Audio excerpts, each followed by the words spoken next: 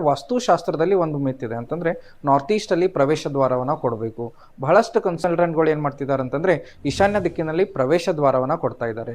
ಇದನ್ನ ಯಾವ ಬೇಸಿಸ್ ಮೇಲೆ ಕೊಡ್ತಿದ್ದಾರೆ ಅಂತ ನಾವು ರಿಸರ್ಚ್ ಮಾಡಿದಾಗ ನಮಗೆ ಕಂಡು ಬಂದಂತಹ ಒಂದು ವಿಷಯ ಅಂತಂದ್ರೆ ನಾರ್ತ್ ಈಸ್ಟ್ ಡೈರೆಕ್ಷನ್ ಅಂದ್ರೆ ವಾಸ್ತು ಏನ್ ಹೇಳುತ್ತಂತಂದ್ರೆ ನಾರ್ತ್ ಈಸ್ಟ್ ಡೈರೆಕ್ಷನ್ ಓಪನ್ ಆಗಿರಬೇಕು.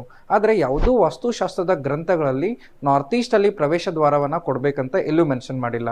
ಆದ್ರೆ ಅಲ್ಲಿ ಕೊಟ್ಟಿರುವಂತಹ ಆ ನಾಲೆಜ್ ಅನ್ನ ಸರಿಯಾಗಿ ಅಂಡರ್ಸ್ಟ್ಯಾಂಡಿಂಗ್ ಮಾಡ್ಕೊಳ್ಳಾರ್ದೆ ಅಂತಂದ್ರೆ ಆ ಸ್ಪೇಸ್ ಓಪನ್ ಆಗಿರಬೇಕು. ಆ ರೀಸನ್ ಇಂದ ಎಲ್ಲರೂ ಅಲ್ಲಿ ಪ್ರವೇಶ ದ್ವಾರವನ್ನ ಕೊಡಕ್ ಸ್ಟಾರ್ಟ್ ಮಾಡಿದ್ದಾರೆ. ಇಲ್ಲಿ ಪ್ರವೇಶ ದ್ವಾರವನ್ನ ಕೊಡೋದ್ರಿಂದ ಮೇಜರ್ ಫೈನಾನ್ಷಿಯಲ್ ಲಾಸಸ್ ಅನ್ನ ನೋಡ್ಬೇಕಾಗತ್ತೆ.